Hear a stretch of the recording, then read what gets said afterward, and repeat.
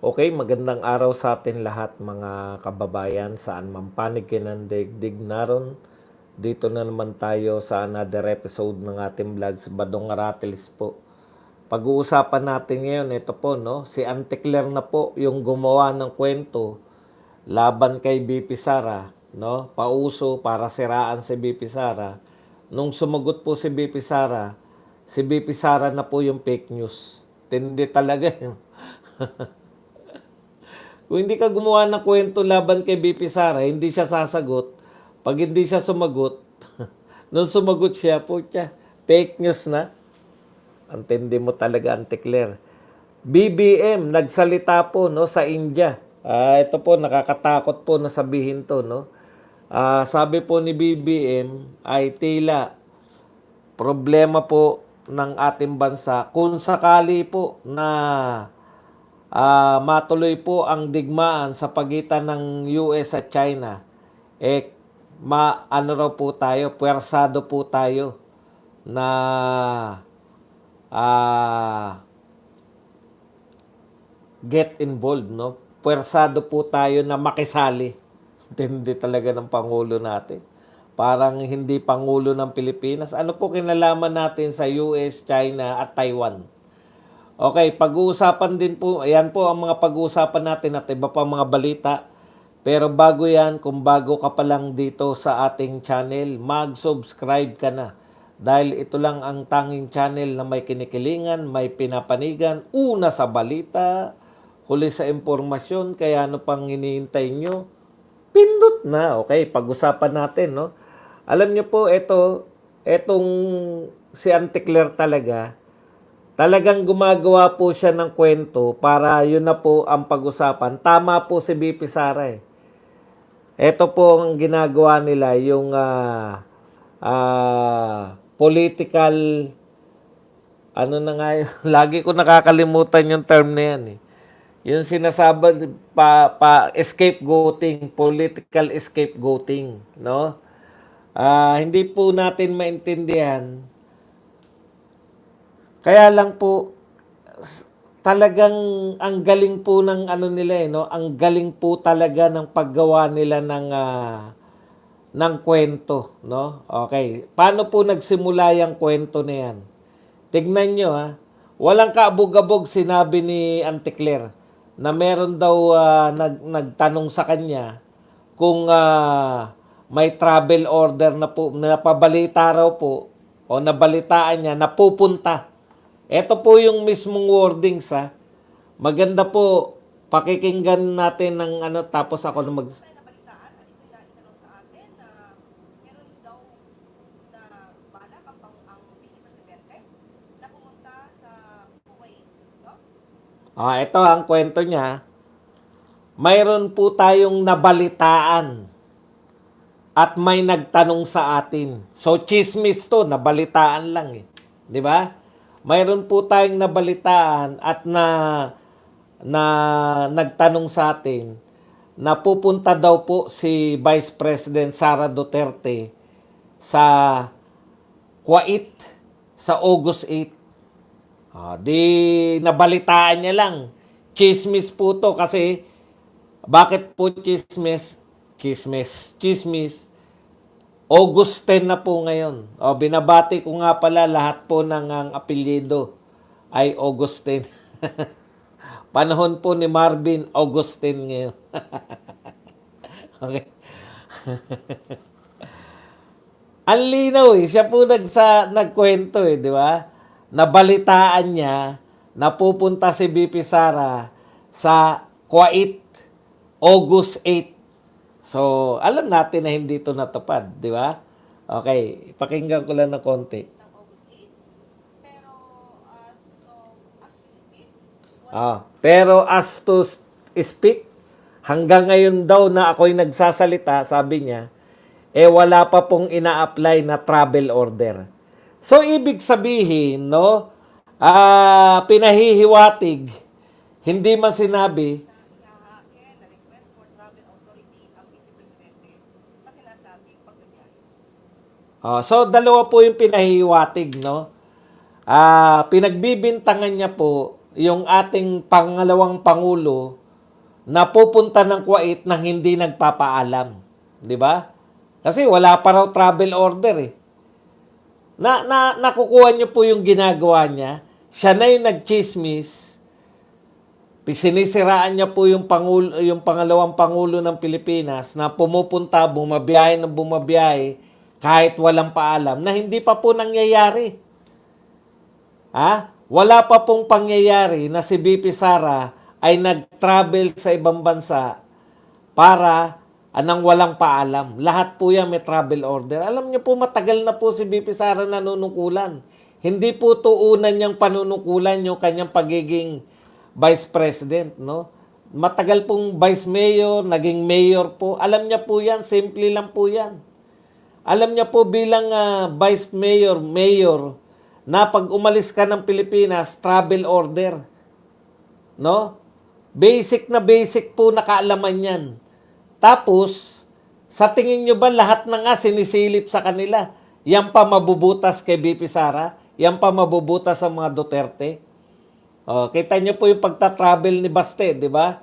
Alam na alam nila na magta-travel si Baste. Dahil approve po yan eh. Tsaka sila naghamon na hintayin kita rito. Oh, di ba? Same lang eh. Gumagawa kayo ng kwento, alam ninyo na hindi totoo. O syempre, tatanong kay BP Sara yun. Kasi sinisiraan na naman siya eh. O anong po sagot ni BP Sara? Ang sabi po ni BP Sara, kasi unfavorable sa kanila eh. Kinakailangan nilang gumawa na naman ng kwento ng paninira. Kasi yung hatol ng Supreme Court ay unfavorable. Yung wordings po abogado po to si BP Sara, hindi po to nagwo-wordings. Kahit po, galit na at nagmumura na si BP Sara, hindi mo po mabubutasan yan sa kanyang mga sinasabi. Di po ba? Hindi nyo po mabubutasan yan na makakasuhan niya sa kanyang mga sinasabi. Unfavorable yung sinabi. Paano po sinagot ni Anticler yan? Dalawa po ang sagot ni Anticler. Samantalang kung hindi siya gumawa ng kwento na aalis si BP Sara, wala sanang sasagutin si BP Sara tungkol dyan sa usapin ng pagbabiyahe. Siya na yung gumawa ng kwento. Pag sinagot mo, fake news pa si BP Sara. Fake news daw po dahil hindi naman daw po against sa gobyerno. May sinabi bang against? Sabi unfavorable, hindi favorable, hindi pabor. Hindi sinasabing against. Pero ang sagot po ni Anticler na galit pa, sinasabi ng BP Sara na against daw yung desisyon ng Supreme Court sa pamahalaan. Hindi naman against yan dahil hindi naman po ang pamahalaan na nagsampa. Sinabi bang against? Kayo na po, baka ako lang nagkamali ng pandinig Kayo na po marinig. The President and ang PCO, sila man ang permi na nagasulti, no, nga dapat dili. Pumunta daw ako ng Kuwait without travel authority, sabi ni Castro, Claire Castro. Well, sila naman yung lagi nagsasabi, no, na huwag mag-propagate ng fake news and misinformation. Although, wala pa yung kadungog, giunsa niya pagsulti, ma'am. Giunsa niya pagsulti. Basta yung ayos lang, pumunta ka daw, allegedly, pumunta ka daw Kuwait without travel authority. Okay, so alleged lang ni siya, ma'am, no? Wala tay video recording, statement at all. Lumabas mo na po. Nagikan yun sa iyaha. And then, isulti siya nga iyaha to. Okay, sige. Gusto lang ako klaroon, ma'am, kaya wala maguna ako nakita. So, yes. So, ang Office of the President and ang PCO, sila man ang permi na nagasulti, no, nga dapat dili ta mag-propagate o misinformation and fake news. And there's no truth at all nga niya to cooperate without a travel authority. So, I guess, isa na naman yon sa ginagawa ng Office of the President na yung ilihis ang usapan sa kung ano ang totoong nangyayari sa ating bayan. So kahapon, nakita natin na unfavorable sa administration ang desisyon ng Senate of the Philippines. So Oh, ang linaw po So, hindi niya nga alam na may sinabi si Auntie Claire na balak niyang pumunta alam niyo yung mga wordings na yan. Siyempre, hindi po alam ni BP Sara. Kaya dalawa po yung binanat ni Auntie Claire dito.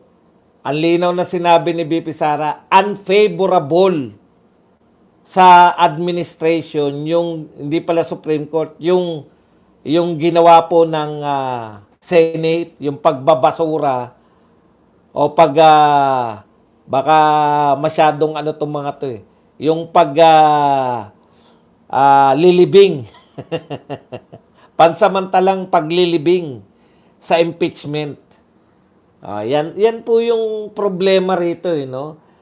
Kayo gawa ng kwento tapos pinapalitan nyo pa yung wordings. May sinabi ba si BP Sara na against? Yung desisyon ng Senate ay against dito po sa impeachment ay sa administration. Unfavorable ang sinabi. Magkaiba po yung against. Yung against po, kontra. Yung unfavorable, hindi pabor sa kanila ang naging desisyon. Bakit? Ano ba ang gusto mangyari ng administrasyon?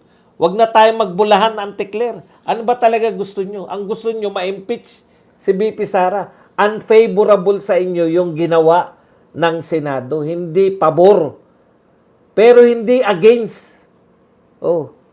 Saan ka nag-imbento? Ngayon, fake news na. Ang fake news na ngayon, si BP Sara. Ganyan po magtrabaho tong gobyerno na to. Ganyan po sila. Sila na gumagawa ng kwento, tapos tinitwist pa nila yung sinasabi ni BP Sara para masabihan na fake news. Huwag daw magpakalat ng fake news. Sa inyo nga galing yung pupunta ng Kuwait na walang travel order Travel authorization Hindi naman inimbento ni BP Sara yan Sa'yo nang galing yan. Napakinggan ko nga yan. Sabi ko, nag-imbento na naman to. Yan yung hinahanap mo sa BP Sara. Nasaan na si BP Sara? Alam mo, may teknik yung mga Duterte. Minsan nagtatago sa inyo para i-chismis nyo. Di ba? Nabitag ka. Bitag ka siguro. Yan, binulong sa'yo. Nasa Kuwait na. Tapos biglang lumantad si BP Sara. Nasa Davao. Umaten ng Kadayawan Festival. Sino ngayon napapahiya? Yan yung sinasabi natin sa inyo. Minsan, sinasadya ng matatalinong tao na magmukha kayong mga tanga, kayong mga bobo. Wala akong sinasabi kung sino yun, Pero alam nyo na kung sino yun. Okay. Nakakainis kasi. Alam mo yun, siya na yung pinaggalingan ng chismis nung sumagot na hindi totoo. Biglang ang fake news pa ngayon si BP Sara. Hindi mo talaga maintindihan. Para daw maiwasan yung magpakalat ng fake news yung Office of the Vice President, ayus-ayusin nyo raw yung tanong nyo, mga reporter. Kunwari pa, sinisi yung mga reporter Samantalang siya yung sa kanya nagmula lahat yun. Baka nga pati yung reporter na yun, tanim nyo rin Baka pati yung reporter na nagtatanong, tinanim nyo rin para itanong kay BP Sara Kung mali man yung tanong ng reporter, putya. Di ba? Kasi Bisaya, hindi ko ganong maano. Pero yun po ang pinakalaman. Okay, anyways, ganyan talaga ang mga kalaban natin, no? Sila na nga, kumbaga, ang lumalabas pa, tignan nyo pag nagkukwento sila kay Duterte, sila na nagpakulong sa dahig, sila pa inapi.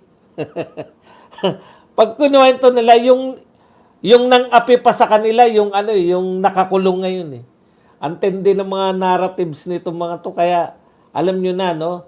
Kasabwat ng media, wala na naniniwala sa inyo pare-pareho. Tuwan-tuwa yung ni Auntie Claire. Eto po ang tanong. Bakit po kahit na walang naniniwala kay Auntie Claire? Kasi Napunan nyo ba buhat nung pumasok si Anticlair? Pabagsak yung rating ni BBM, di ba? Pero sa Octarts, kasi sa Octarts, putya, kulang na lang gawing 100% si BBM at 99% si Tambay. Alam mo na kung saan galing yung Octarts eh. Oy, Octarts, hindi pa namin nakakalimutan yung survey ninyo nung senatorial balls. Halos wala kayong ipasok sa di ba? Sa Duterte lineup eh. Panay BBM eh. O paano nyo papaliwanag yan? Tapos ngayon, paniniwalaan na naman kayo ng tao. Wala naman din naniniwala sa inyo. Balik tayo kay Anticlair.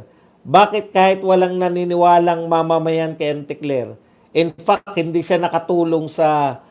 In fact, sa tingin ko, nakatulong pa siya sa pagbagsak ng ng pagkatalo ni BBM sa midterm election eh. Bakit nariyan pa rin siya? Alam niyo naman po yung mga hindi po normal ang pag-iisip. Tuwan-tuwa po na nakakapang-asar lang. Nasisihan niya mga yan. Pag, yan, galing mo. Good job. Ha? Baka kada mga asar si Anticlair, good job pa eh. Alam niyo na kung sino amo niyan, yung mahusay mang-asar. Yun lang po ang sa kanila eh. Maasar lang, makapang-asar lang. Masaya na sila nun eh. Hindi na po yung, wala na silang pakailam eh, yung mga mamamayan. Sabihin ng mga, ano ngayon? Basta naaasar namin yung mga Duterte supporters, okay na sa amin yan. Kaya yan po yung, kaya hindi natatanggal si Anticlair kahit wala nahihita sa yung PCO sa kanya eh. 'Di ba? Bumubuti ba yung kalagayan ng mga taga Malacanang dahil kay Anticlair? Pabagsak po ng pabagsak ang tingin. Pero bakit nariyan pa rin? Makapang-asar lang po ang gusto ng amo ni Anticlair.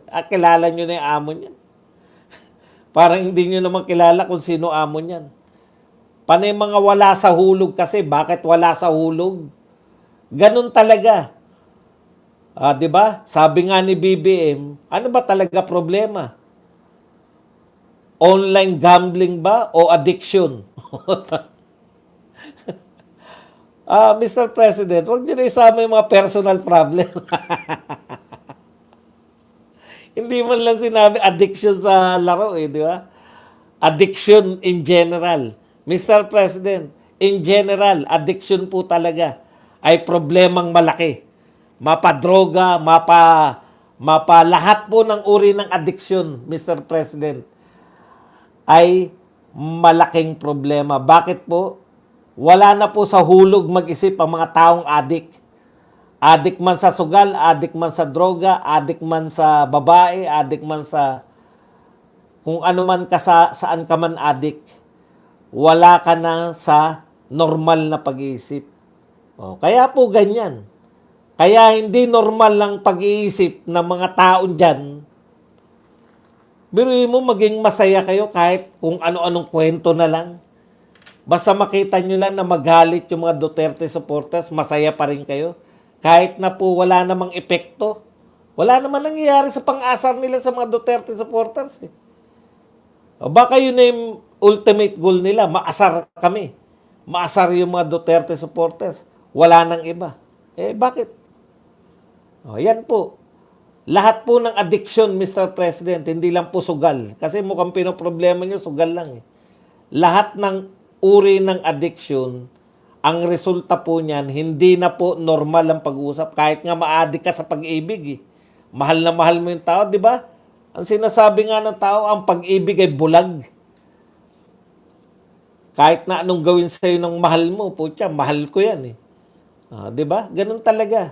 Pag adik, walang matinong gagawin. Adik ka man sa sugal, sa droga, sa pag-ibig. Punta na po tayo rito. Ito po, nakakatakot po itong pronouncement na to. At ito po ay sinabi po, ito po ay sinabi ni BBM doon po sa India, sa ibang bansa. Ito po, sabi ni BBM, PH, ang Pilipinas daw po, will have to get involved should all-out war erupt between US, China, or over Taiwan. Yan po ang pinahayag ni Marcos doon po sa India. Siyempre, taga-ibang bansa po yan, no? Ika-capture po nila yan, ibabalita po nila yan. Ang dating po niyan, involved po tayo dito po sa Taiwan issue. Alam niyo po, uulitin ko na naman, ang Taiwan issue po ay internal po sa pagitan ng mga inchik. Ha? Ang Taiwan po ay dating parte ng China. Kumbaga, renegade province of China. Biruin mo, sabihin mo, ayan, no, to be very practical about it, if there is a confrontation over Taiwan between China and United States, there is no way the Philippines can stay out of it simply because of our physical geographical location. Dahil daw po sa physical and geographical location natin, kaya raw hindi raw tayo, wala raw tayong kalusot-lusot. Mr. President, may mga bansa po na mas malapit po sa China, Taiwan. Pero hindi po nila ini-involve ang sarili nila. For your information lang po. Bakit po? Eto lang tayo lang po ang binobomba. Ano po ba ang katotohanan? Ano po ba kakayahan natin, Mr. President? Tayo lang po ang binobomba ng China ng water cannon. Ulitin ko po, ang pinambubomba sa atin ng China na water cannon. Tubig. Tubig lang po. Ang ibang bansa po, mayroon din silang water cannon. Pag binomba sila ng water cannon, bobombahin din nila ng water cannon. Gumaganti po sila. Halimbawa, nagpapatrolya tayo, Philippine Coast Guard. May nakita tayong mga mangingisdang inchik. Itataboy din natin ng water cannon. Ganun po ang ginagawa ng Vietnam, Indonesia, at lahat po ng mga binabanggit kong bansa na nagwa-water cannon. Kasi mga sutil yung mga China Lahat ng mga disputed waters, nangingisda sila Tama ba? Kaya hindi ako pro-China Disputed waters, nangingisda sila. Anong ginagawa ng mga Indonesia, ng mga Taiwan, at iba pang bansa? Tinataboy din po sila ng water cannon. Pero po, pagdating po sa trade, pagdating po sa kalakalan, number one partner ng Indonesia and China, number one partner ng Vietnam and China. Ganun ba dong? Kahit nagtitirahan sila ng water cannon, pwede silang makipagkalakalan sa isa't isa? Opo. Nakikita niyo po yung praktikalidad ng isang bansa? Nakikipag-water cannon pa sila, pero ang number one trade partner nila, yung ka-water cannon nila. Tayo po, pag winater cannon, ano po ginagawa natin? Nagsusumbong tayo sa international community. Water cannon pa lang. Hindi ko po sinisisi yung mga Coast Guard, hindi ko po sinisisi yung ating mga militar. Alam ko po yung mga militar natin, very willing silang ipagtanggol ang West Philippine Sea o kung ano pa man, ang ating mga teritoryo. Very willing po sila. Kaya lang po, kung hindi naman sila inuutusan na ipagtanggol yan, wala nga tayong water cannon. Ang tagal na nating binobomba ng water cannon. Water cannon pa lang po ang banatan. Nakikiusap na tayo. No? Nakikiusap na po tayo sa international community. Humihingi na tayo ng tulong. Sa water cannon pa lang. Tapos, ang lakas-lakas ng loob natin na magsabi na, madadamay kami. Bakit mo dinadamay? Problema ng mga inchik yan. Inchik yan mga Taiwan. Hindi nyo ba alam yan na inchik yan? Inchik po yan, parang Hong Kong yan, inchik. Macau, inchik. Inchik po sila. Problema po ng mga inchik yan. Yung mga taga-Taiwan na inchik, ayaw nila ng komunista nung si Mao Zedong. Kaya tumakas sa pamumuno ni Chiang Kai-shek. Tumakas sila sa China, dala-dala yung yaman ng China. Yung presidente dati ng China, si Chiang Kai-shek, nagrevolusyon sila Mao Zedong. Nanalo sila Mao Zedong, tumakas sila Chiang Kai-shek, nasa Taiwan sila, nagtayo sila. Dahil yung China, kagagaling lang sa revolusyon, sige, ano muna natin yung bansa natin. Ayusin muna natin. Tsaka na muna natin problemahin yan, yung Taiwan. Di ngayon, malakas na po yung China.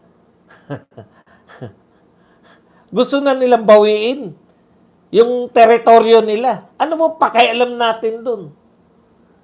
Kung nakikialam po yung Amerika, bakit tayo makikialam pa rin? Malakas ba tayong bansa? Water cannon nga, puta, hindi tayo makapalag. Sa sarili na natin, ginagawa. Wala. Pinagtatawanan tayo lalo eh. Nakakatawa tayo eh. Ang lalakas natin magdeklara. Pero dineklara niya rin na pag tayo raw nilusob, na paggera, sigurado daw ipagtatanggol tayo ng US. Ha? Dapat ang deklarasyon natin, ipagtatanggol natin ang sarili natin pag may gumera sa atin. Bakit US kagad ang magtatanggol para sa atin? Hindi po ba kontras yun? Pag may lumusob sa atin, may nangyari po sa atin, willing daw pong ipagtanggol tayo ng US. Sino may sabi? Mga US po ba? May deklarasyon po ba yung US na automatic tayong ipagtatanggol? Wala po. Yung tatay niya mismo po ang nagsabi. Tatay mismo. Mas matalinong version ng Ferdinand Marcos. Yung tatay. Ano sinabi? Automatic ba? Sabi mismo ni Ferdinand Sr., idadaan pa nila yan sa Congress. Pagbubotohan pa yan sa US Congress kung tutulungan ng Pilipinas. Halimbawang nakipagdigmaan tayo sa China. Ngayon, pag nilusob ng China ang Taiwan, nagdedeklara tayo na madadamay tayo. Yan po ang uri na, hindi ko po alam kung saan nanggagaling yun eh. Tatay mo mismo nagsabi, may tape niyan, may video niyan, kumakalat. Kumakalat dati. Baka nariyan pa rin. Review mo lang, Mr. President. Tatay mo mismo nagsabi na pag nagkagerang Pilipinas, hindi kagad-kagad automatic. Dahil magbubotohan pa yung mga kongreso ng Amerika. Tapos, sasabihin mo na tutulungan tayo ng US. Tapos, in return, pag nagdigmaan yung China at Taiwan, damay tayo. Ikaw na lang, Mr. President.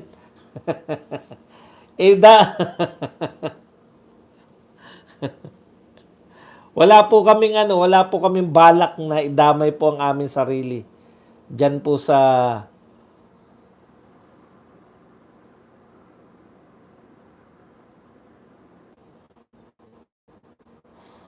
ayun. Nasilip ko pa ulit. Okay. Punta po tayo sa ibang maliliit na balita. Ito po ang mga makakaliwang grupo.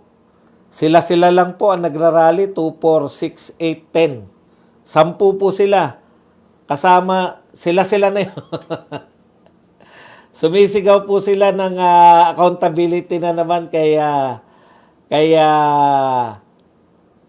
BP Sara. Ito po yung Kabataan Party List, Teachers, ACT Teachers, Gabriela, yung mga usual, no, nasa Supreme Court.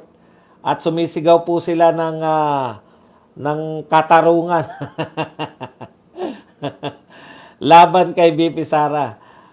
Tanong ko lang po, yun po bang mga kapwa nyo si congressman, mga congressman to ng Makabayan Black Tanong ko lang po, hiningan nyo po ba ng accountability yung mga sinasabi po ni BP Sara na may control ng budget ng Pilipinas, no?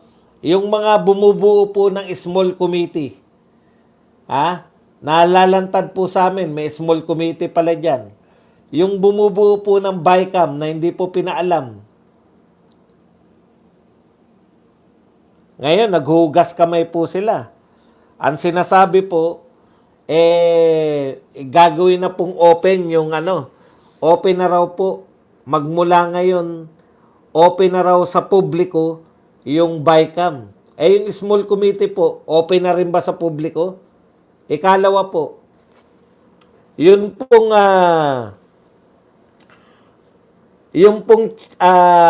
portal na hinihingan po ng budget, open din po ba sa publiko?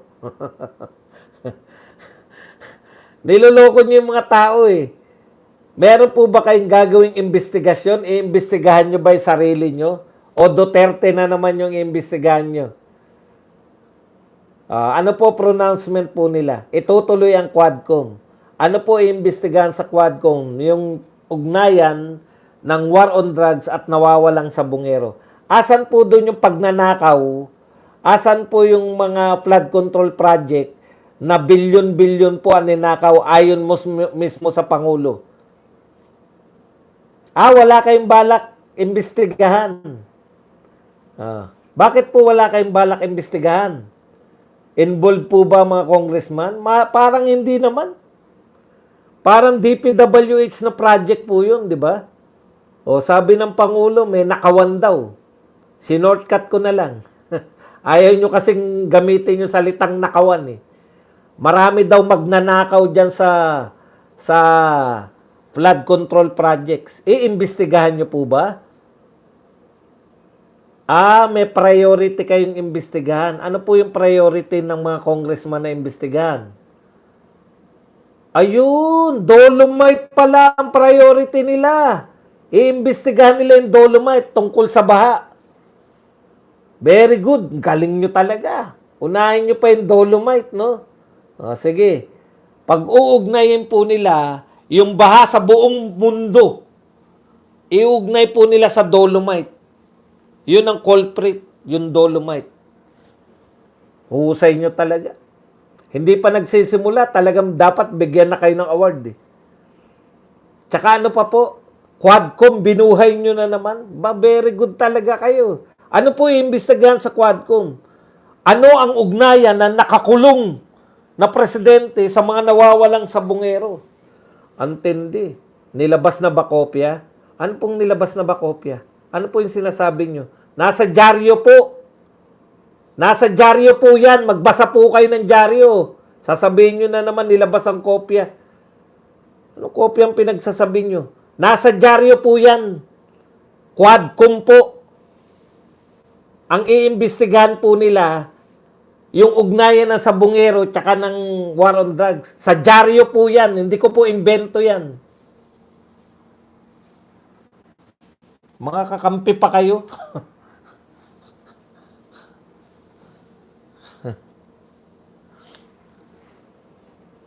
Kala nyo ba nag-imbento ko ng balita dito? Nasa dyaryo din po yung Dolomite. Imbestigahan nila.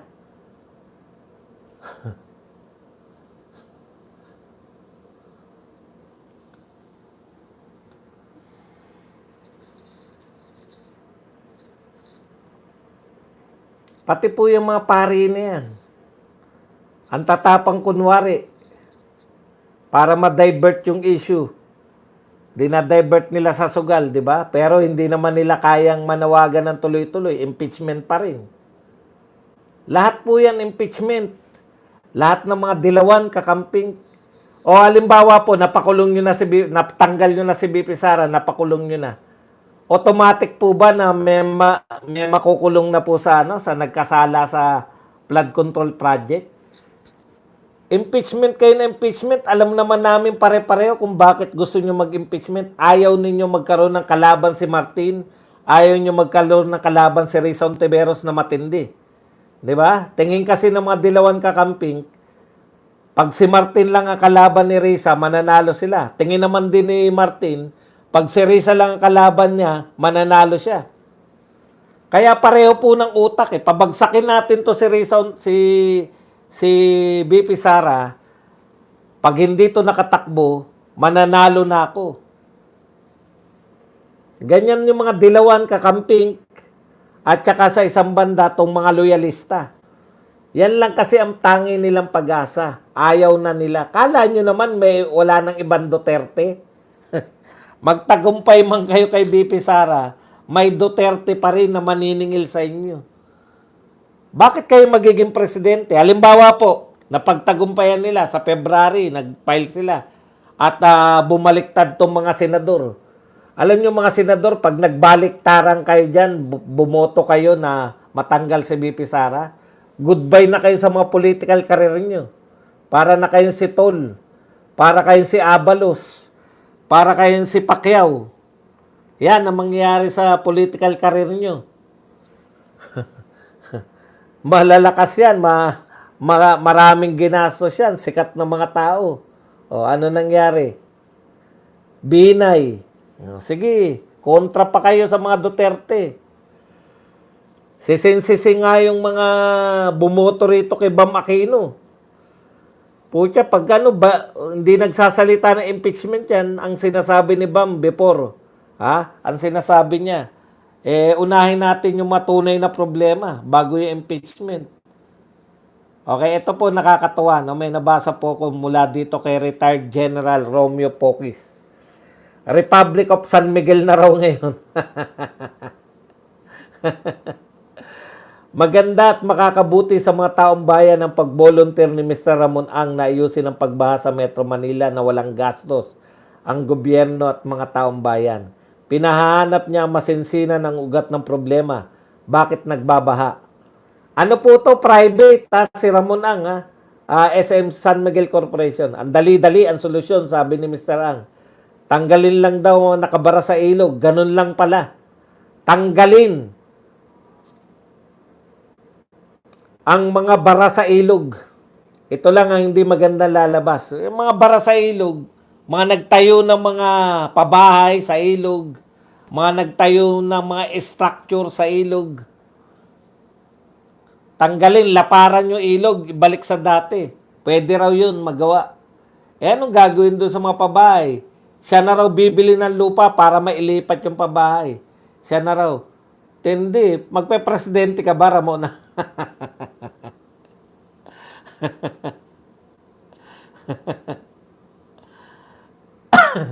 Ito po ang tanong Tanong kay Mr. Ang.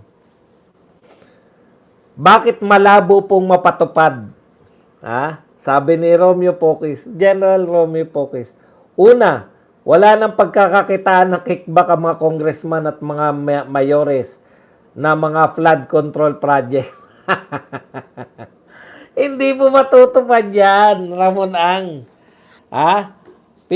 Pinasasaya mo lang ang mga tao. Hindi matutupad yan. Kasi tama na may maganda kang vision, tama na may maganda kang pwedeng sabihin. Pero hindi mo pwedeng ipagkait sa mga congressman at mga mayor. Hindi ko alam kung kasama mayor dyan sa mga kickbackan yan. Yung mga kickback sa flood control projects. Tanong ko po sa inyo, trilyonaryo ba si Ang? Hindi po, di ba? Kung hindi siya trilyonaryo, trilyon po yung binadget na natin dyan . Ibig sabihin, kaya niyang tapatan yun. Yun po ang ibig sabihin. Trilyon na, hindi pa nawala yung mga baha. Magkano kaya gagastosin ni Ramon Ang para matanggal yung baha na libre daw? Hindi papayag po yung mga congressman. Wala na sila. Pangalawa, lalabas ng mga incompetent at maaaring korap lahat ng kasalukuyan at nakaraang mga presidente sa bansa at mga mayores sa Metro Manila, kasama na Metro Manila Chairman. Bilyones taon-taon ang ginagastos sa pag-ayos ng baha. Maraming managers, engineers at scientists na Pilipino, ang dali-dali lang naman pala ng solusyon. Pero bakit hindi nagawa at lalong lumalala ang pagbaha? Kita nyo? Isa lang ang ibig sabihin niyan, walang political will ang namumuno sa atin. Kung maayos ni Mr. Ang ang problema, mag-resign na dapat lahat na namumuno na walang silbi sa atin at sa San Miguel na lang dapat ang mamahala sa Pilipinas. Gawin na lang tayong Republic of San Miguel.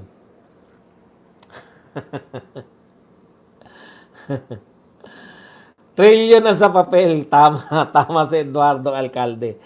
Yan lang po ang mga topic natin mga kapatid. Buti pa yung mga bilyonaryong no, kaya nilang solusyonan. Hindi nga po mangyayari yan.